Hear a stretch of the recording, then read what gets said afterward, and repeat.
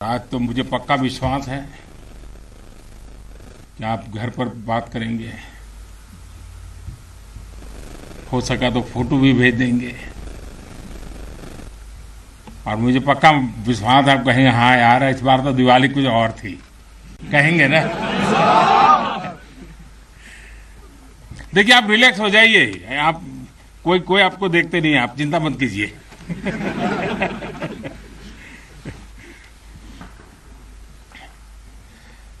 अच्छा आप ये भी बताएंगे ना कि मिठाई भी बहुत खाई थी? नहीं बताएंगे तो बोलो ना। साथियों,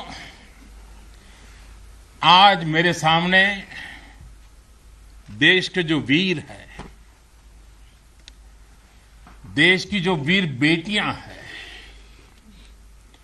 वो भारत मां की ऐसी सेवा कर रहे हैं जिसका सौभाग्य हर किसी को नहीं मिलता है। किसी किसी को ही मिलता है जो सौभाग्य आपको मिला है। मैं देख रहा हूं, मैं महसूस कर रहा हूं आपके चेहरे के उन मजबूत भावों को मैं देख रहा हूं। आप संकल्पों से भरे हुए हैं और यही आपके संकल्प, यही आपके पराक्रम की पराकाष्ठा करने की भावनाएं, चाहे हिमालय हो, रेगिस्तान हो, बर्फीली चोटियां हो, गहरे पानी हो, कहीं पर भी आप लोग मां भारती का एक जीता जागता सुरक्षा कवच है। आपके सीने में वो जज्बा है जो 130 करोड़ देशवासियों को भरोसा होता है वो चैन की नींद सो सकते हैं। आपके सामर्थ्य से देश में शांति और सुरक्षा एक निश्चिंतता होती है, एक विश्वास होता है। आपके पराक्रम की वजह से हमारे पर्वों में प्रकाश फैलता है, खुशियां भर जाती हैं, हमारे पर्वों में चार चांद लग जाते हैं। अभी दीपावली के बाद गोवर्धन पूजा, फिर भैया दूज और छठ पर्व भी बिल्कुल गिनती के दिनों में सामने आ रहा है। आपके साथ ही मैं सभी देशवासियों को नौशेरा की इस वीर वसुंधरा से इन सभी पर्वों के लिए देशवासियों को भी बहुत बहुत शुभकामनाएं देता हूं। देश के अन्य हिस्सों में बड़ी संख्या में लोग आज दिवाली का जब दूसरा दिन होता है तो नववर्ष की भी शुरुआत करते हैं और हमारे यहां तो हिसाब किताब भी दिवाली से पूरा होता है और दिवाली के दूसरे दिन से शुरू होता है। खास करके गुजरात में कल नया साल होता है। तो मैं आज नौशेरा की इस वीर भूमि से गुजरात के लोगों को भी और जहां जहां नववर्ष मनाते उन सबको भी अनेक अनेक मंगल कामनाएं उनके लिए देता हूं। साथियों, जब मैं यहां नौशेरा की पवित्र भूमि पर उतरा, यहां की मिट्टी का स्पर्श किया तो एक अलग ही भावना, एक अलग ही रोमांच से मेरा मन भर गया। यहां का इतिहास भारतीय सेना की वीरता का जयघोष करता है। हर चोटी से उस जयघोष सुनाई देता है। यहां का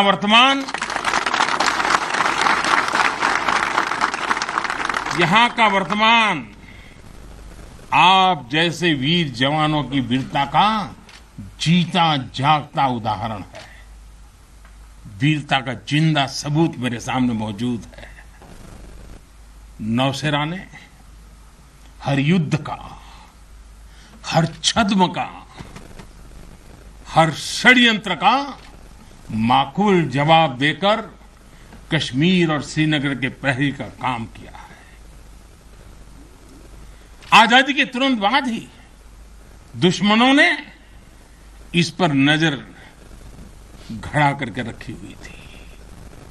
नौशेरा पर हमला हुआ, दुश्मनों ने ऊंचाई पर बैठकर इस पर कब्जा जमाने की कोशिश की, और अभी जो मुझे पूरा वृत्त वीडियो समेत सारी चीजें मुझे देखना समझने का मौका मिला, और मुझे खुशी है कि नौशेरा के जाबाजों के शौर्य के सामने सारी साजिश से धरी की धरी रह गई। दोस्तों, भारत माता की जय! भारत माता की जय!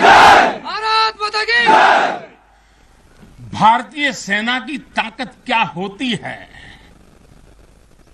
इसका एहसास दुश्मन को शुरुआत के दिनों में ही लग गया था जी। मैं नमन करता हूं नौशेरा के शेर ब्रिगेडियर मोहम्मद उस्मान को, नायक जदुनाथ सिंह जी को, जिन्होंने देश की रक्षा के लिए अपना सर्वोच्च बलिदान दिया। मैं प्रणाम करता हूं लेफ्टिनेंट आर राणे को, जिन्होंने भारतीय सेना की जीत का रास्ता प्रशस्त किया था। ऐसे कितने ही वीरों ने नौशेरा की इस धरती पर गर्व की गाथाएं लिखी, अपने रक्त से लिखी हैं, अपने पराक्रम से लिखी हैं, अपने पुरुषार्थ से लिखी हैं, देश के लिए जीने मरने के संकल्पों से लिखी है। अभी मुझे, ये मेरा सौभाग्य था कि दिवाली के इस पवित्र त्योहार पर मुझे आज दो ऐसे महापुरुषों के आशीर्वाद प्राप्त करने का सौभाग्य मिला। मेरे जीवन में एक प्रकार से अनमोल विरासत है। मुझे आशीर्वाद मिले श्री बलदेव सिंह और श्री बसंत सिंह जी। ये दोनों महापुरुष बाल्यकाल में मां भारती की रक्षा के लिए फौज के साथ कंधे से कंधा मिलाकर के साधनों के अभाव के बीच भी, और जब मैं आज सुन रहा था उनको, वही जज्बा था जी, वही मिजाज था, और वर्णन ऐसे कर रहे थे जैसे आज ही अभी से लड़ाई का मैदान से आए हैं, ऐसा वर्णन कर रहे थे। आजादी के बाद हुए युद्ध में ऐसे अनेकों स्थानीय किशोरों ने ब्रिगेडियर मोहम्मद उस्मान के मार्गदर्शन से बाल सैनिक की भूमिका निभाई थी। उन्होंने अपने जीवन की परवाह न करते हुए उतनी कम उम्र में देश की सेना के साथ कंधे से कंधा मिलाकर के काम किया था, सेना की मदद की थी। नौशेरा के शौर्य का यह सिलसिला तब से जो शुरू हुआ, न कभी रुका है, न कभी झुका है। यही तो नौशेरा है। भारत माता की जय! भारत माता की जय! भारत माता की जय! सर्जिकल स्ट्राइक में यहां की ब्रिगेड ने जो भूमिका निभाई, वो हर देशवासी को गौरव से भर देता है, और वो दिन तो मैं हमेशा याद रखूंगा, क्योंकि मैं कुछ तय किया था सूर्यास्त के पहले कि सब लोग लौट करके आ जाने चाहिए, और मैं हर पल फोन की घंटी पर टिकटिका के बैठा हुआ था कि आखिर से आखिर मेरा जवान पहुंच गया क्या, और कोई भी नुकसान किए बिना ये मेरे वीर जवान लौट करके आ गए, पराक्रम करके आ गए, सिद्धि प्राप्त करके आ गए। भारत माता की जय! भारत माता की जय! भारत माता की जय! सर्जिकल स्ट्राइक के बाद यहां अशांति फैलाने के अनगिनत कुत्सित प्रयास हुए, आज भी होते हैं, लेकिन हर बार आतंकवाद को मुंह तोड़ जवाब मिलता है। असत्य और अन्याय के खिलाफ इस धरती में एक स्वाभाविक प्रेरणा है, माना जाता है और मैं मानता हूं ये अपने आप में बड़ी प्रेरणा है। ऐसा माना जाता है कि पांडवों ने भी अज्ञातवास के दौरान अपना कुछ समय इसी क्षेत्र में व्यतीत किया था। आज आप सबके बीच आकर मैं अपने आप को यहां की ऊर्जा से जुड़ा हुआ महसूस कर रहा हूं। साथियों, इस समय देश अपनी आजादी के 75 वर्ष का पर्व मना रहा है। आजादी का अमृत महोत्सव गुलामी के लंबे कालखंड में असंख्य बलिदान देकर हमने ये आजादी हासिल की है। इस आजादी की रक्षा करने का दायित्व हम सभी हिंदुस्तानियों के सर पे है। हम सबकी जिम्मेवारी है। आजादी के अमृत काल में हमारे सामने नए लक्ष्य हैं, नए संकल्प हैं, नई चुनौतियां भी हैं। ऐसे महत्वपूर्ण कालखंड में आज का भारत अपनी शक्तियों को लेकर भी सजग है और अपने संसाधनों को लेकर भी। दुर्भाग्य से पहले हमारे देश में सेना से जुड़े संसाधनों के लिए ये मान लिया गया था कि हमें जो कुछ भी मिलेगा विदेशों से ही मिलेगा। हमें टेक्नोलॉजी के मामले में झुकना पड़ता था, ज्यादा पैसे खर्च करने पड़ते थे। नए हथियार, नए उपकरण खरीदने होते थे तो प्रक्रिया सालों साल चलती रहती थी। यानी एक अफसर फाइल शुरू करें, वो रिटायर हो जाए, तब तक भी चीज नहीं पहुंचती थी। ऐसा ही कालखंड था। नतीजा ये कि जरूरत के समय हथियार फिर आपाधापी में खरीदे जाते थे। यहां तक कि स्पेयर पार्ट्स के लिए भी हम दूसरे देशों पर निर्भर रहते थे। साथियों, डिफेंस सेक्टर में आत्मनिर्भरता का संकल्प उन पुरानी स्थितियों को बदलने का एक सशक्त मार्ग है। देश के रक्षा खर्च के लिए जो बजट होता है, अब उसका करीब 65% देश के भीतर ही खरीदी पर खर्च हो रहा है।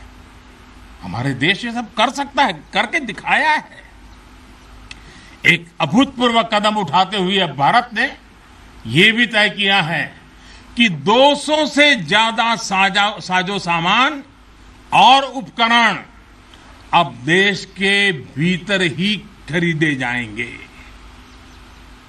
आत्मनिर्भर भारत का यही तो संकल्प है। अगले कुछ महीनों में इसमें और सामान जुड़ने वाले हैं। देश को आत्मनिर्भर बनाने वाली ये पॉजिटिव लिस्ट और लंबी हो जाएगी। इससे देश का डिफेंस सेक्टर मजबूत होगा, नए नए हथियारों उपकरणों के निर्माण के लिए निवेश बढ़ेगा। साथियों, आज हमारे देश के भीतर अर्जुन टैंक बन रहे हैं, तेजस जैसे अत्याधुनिक लाइट कॉम्बैक्ट एयरक्राफ्ट बन रहे हैं। अभी विजयादशमी के दिन 7 नई डिफेंस कंपनियों को भी राष्ट्र को समर्पित किया गया है। हमारी जो ऑर्डिनेंस फैक्ट्रीज थी, वो अब स्पेशलाइज्ड सेक्टर में आधुनिक रक्षा उपकरण बनाएगी। आज हमारा प्राइवेट सेक्टर भी राष्ट्र रक्षा के संकल्प का सारथी बन रहा है। हमारे कई नए डिफेंस स्टार्टअप्स आज अपना परचम लहरा रहे हैं। हमारे नौजवान 20, 22, 25 साल के नौजवान क्या क्या चीजें लेकर के आ रहे हैं, गर्व होता है। साथियों, उत्तर प्रदेश और तमिलनाडु में बन रहे डिफेंस कॉरिडोर इस स्पीड को और तेज करने वाले हैं। ये सारे कदम जो आज हम उठा रहे हैं, वो भारत के सामर्थ्य के साथ साथ डिफेंस एक्सपोर्टर के रूप में हमारी पहचान को भी सशक्त करने वाले हैं। साथियों, हमारे शास्त्रों में कहा गया है, को अति भारः समर्थानाम यानी जो समर्थ होता है उसके लिए अति भार मायने नहीं रखता, वो सहज ही अपने संकल्पों को सिद्ध करता है। इसलिए आज हमें बदलती दुनिया, युद्ध के बदलते स्वरूप के अनुसार ही अपनी सैन्य शक्ति को भी बढ़ाना है, उसको नए ताकत के साथ ढालना भी है। हमें अपनी तैयारियों को दुनिया में हो रहे इस तेज परिवर्तन के अनुकूल ही ढालना ही होगा। हमें मालूम है किसी समय हाथी घोड़े पर लड़ाइयां होती थी, अब कोई सोच नहीं सकता हाथी घोड़े की लड़ाई, रूप बदल गया। पहले शायद युद्ध के रूप बदलने में दशकों लग जाते होंगे, शताब्दियां लग जाती होगी। आज तो सुबह एक तरीका होगा तो शाम को दूसरा तरीका होगा लड़ाई का। इतनी तेजी से टेक्नोलॉजी अपनी जगह बना रही है। आज की युद्ध कला सिर्फ ऑपरेशंस के तौर तरीकों तक ही सीमित नहीं है। आज अलग अलग पहलुओं में बेहतर तालमेल, टेक्नोलॉजी और हाइब्रिड टैक्टिक्स का उपयोग बहुत बड़ा फर्क डाल सकता है। संगठित नेतृत्व एक्शन में बेहतर समन्वय आज बहुत जरूरी है। इसलिए बीते समय से हर स्तर पर लगातार रिफॉर्म्स किए जा रहे हैं। चीफ ऑफ डिफेंस स्टाफ की नियुक्ति हो या डिपार्टमेंट ऑफ मिलिट्री अफेयर्स का गठन, ये हमारी सैन्य शक्ति को बदलते समय के साथ कदम ताल करने में अहम रोल निभा रहे हैं। साथियों, आधुनिक बॉर्डर इंफ्रास्ट्रक्चर भी हमारी सैन्य ताकत को और मजबूत करने वाला है। सीमावर्ती इलाकों की कनेक्टिविटी को लेकर पहले कैसे काम होता था, ये आज देश के लोग, आप सभी भली भांति जानते हैं। अब आज लद्दाख से लेकर के अरुणाचल प्रदेश तक, जैसलमेर से लेकर के अंडमान निकोबार द्वीप तक, हमारे बॉर्डर एरियाज में, हमारे समुद्री तट पर जहां सामान्य कनेक्टिविटी भी नहीं होती थी, वहां आधुनिक रोड, बड़े बड़े टनल्स, पूल और ऑप्टिकल फाइबर जैसे नेटवर्क बिछाए जा रहे हैं। इससे हमारी डिप्लॉयमेंट कैपेबिलिटी में तो भूतपूर्व सुधार हुआ ही है। सैनिकों को भी अब बहुत अधिक सुविधा हो रही है। साथियों, नारी शक्ति को नए और समर्थ भारत की शक्ति बनाने का गंभीर प्रयास बीते 7 सालों में हर सेक्टर में किया जा रहा है। देश की रक्षा के क्षेत्र में भी भारत की बेटियों की भागीदारी अब नई बुलंदी की तरफ बढ़ रही है। नेवी और एयरफोर्स में अग्रिम मोर्चों पर तैनाती के बाद अब आर्मी में भी महिलाओं की भूमिका का विस्तार हो रहा है।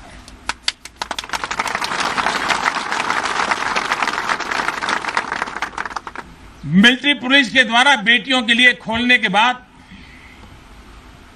अब महिला अफसरों को परमानेंट कमीशन देना इसी भागीदारी के विस्तार का ही हिस्सा है। अब बेटियों के लिए नेशनल डिफेंस एकेडमी, राष्ट्रीय मिलिट्री स्कूल और राष्ट्रीय इंडियन मिलिट्री कॉलेज जैसे देश के प्रीमियर मिलिट्री संस्थानों के दरवाजे खोले जा रहे हैं। इसी वर्ष 15 अगस्त को मैंने लाल किले से यह भी घोषणा की थी कि अब देश भर के सभी सैनिक स्कूलों में बेटियों को भी पढ़ाई का अवसर मिलेगा। इस पर भी तेजी से काम शुरू हो गया है। साथियों, मुझे आप जैसे देश के रक्षकों की वर्दी में केवल अथाह सामर्थ्य के ही दर्शन नहीं होते। मैं जब आपको देखता हूं तो मुझे दर्शन होते हैं अटल सेवा भाव के, अडिग संकल्प शक्ति के और अतुलनीय संवेदनशीलता के। इसलिए भारत की सेना दुनिया की किसी भी दूसरी सेना से अलग है। उसकी एक अलग पहचान है। आप विश्व की शीर्ष सेनाओं की तरफ एक प्रोफेशनल फोर्स तो है ही, लेकिन आपके मानवीय मूल्य, आपके भारतीय संस्कार आपको औरों से अलग एक असाधारण व्यक्तित्व के धनी बनाते हैं। आपके लिए सेना में आना एक नौकरी नहीं है। पहली तारीख को तनख्वाह आएगा इसके लिए नहीं आए हैं आप लोग।